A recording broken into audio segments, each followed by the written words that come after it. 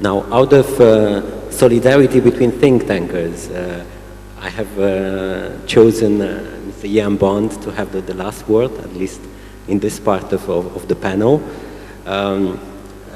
Mr. Jan Bond is the Director of Foreign Policy at the Center for European Reform, has had a long and distinguished career in the Foreign and Commonwealth Office, having served, among others, as the British ambassador to Latvia. So you have a good understanding, let's say, of the complexities of the security situation in Central and Eastern Europe. No, Mr. Bond, and I cannot say that without a small smile. You have the floor, and I will ask you to address especially the European response to the crisis in Ukraine. I mean, we see European leaders going at the European Council, deciding on adopting sanctions against Russia, then going back to their national capitals and criticizing the sanctioning regime. And it is the case of several leaders for Central Eastern Europe, at the same time, or in the energy field, deciding that we need to diversify, that the countries from this region need to diversify their energy resources, but then pushing forward for new pipelines coming from Russia. Has Europe reached the limit in terms of sanctions, in terms of having a unified response to Russia's behavior? And what can be done so at least European member states have, let's say, a common understanding of the situation, common analysis of the situation? Because if that is lacking, they clearly cannot take common decisions if they don't understand the situation in the same sense. Please. Well, thank you very much. I think you may have made a mistake in putting me on last, because after Dr. Williams' rather optimistic and uplifting comments, I'm probably going to put rather a damper on things.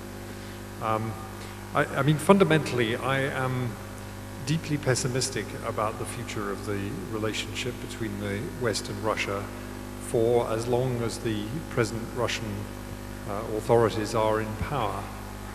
Because fundamentally, we believe in the possibility of win-win situations.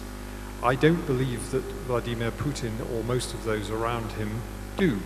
And I'd go further and say that actually, based on considerable experience of negotiating with Russian diplomats, Russian officialdom is culturally predisposed not only to believe only in zero-sum games, but to think that in many cases it doesn't matter if they lose as long as the West loses more.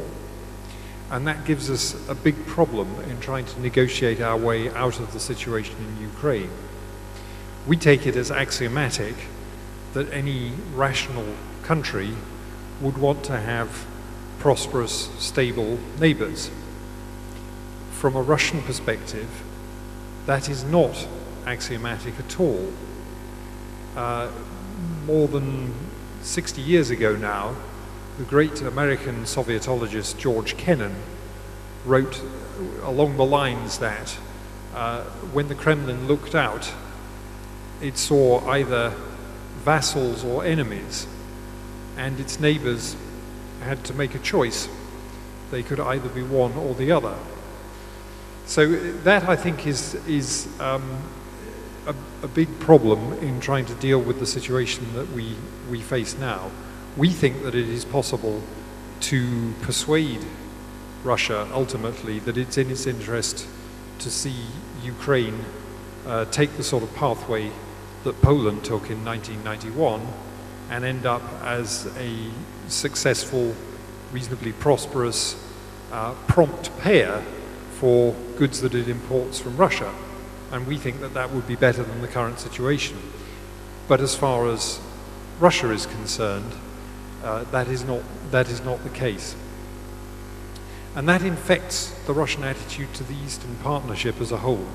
If you look at Transnistria, there is no objective value to Russia in continuing to keep military forces in this sliver of land, except that this ungovernable, ungoverned space, full of organized crime and corruption, makes it pretty much impossible for Moldova certainly to join NATO and probably to join the European Union without some sort of settlement. So again, there's a block there. Now, I think many of my colleagues here have covered a number of the points that I was going to cover, but I think the question is, what do we do about this, and what does the European Union do about this? And so far, the response of the European Union, although it's been more united than one might have predicted at the beginning of the crisis, has been at a level which almost intentionally is designed not to cause enough pain to Russia that it changes anything. Because if you cause that much pain to Russia, there is a serious risk that Russia will cause you pain. And so we're in a strange sort of equilibrium in which we go to a certain level of expressing our disapproval, and we accept a certain level of counter-sanctions, which you could argue have actually done those counter-sanctions on the import of food from Europe have actually done more damage to Russian consumers than anything that the EU has done so far. But we're not prepared to take it to the stage where we might actually have some hope that our economic measures would produce a change in Russian policy. My fear is that actually we are encouraging the Russian authorities and perhaps also the Russian people to believe that they can take back large slices of the Soviet space, or at the very least control the destiny of large spaces of the former Soviet space without paying any price for it that would matter. And that is a problem for Ukraine, certainly, but it's also a problem for the Baltic states. And there are some pretty blood-curdling things being said by Russian official representatives about the situation of ethnic Russians in the Baltic states. And we probably should be paying more attention to that than we are. I'm afraid I'm going to sound like probably a Cold War warrior or an extremist. But Brendan Sims, who's the professor of the history of international relations in Cambridge, is very fond of quoting the British scientist C.P. Snow as saying that the best way to deal with a paranoid man is to give him something to be paranoid about. And so my conclusion is, and this is a conclusion both for NATO and the EU, that if you're dealing with an interlocutor who fundamentally believes in zero-sum games at best, then the one thing you absolutely have to make sure of is that you finish on the winning side.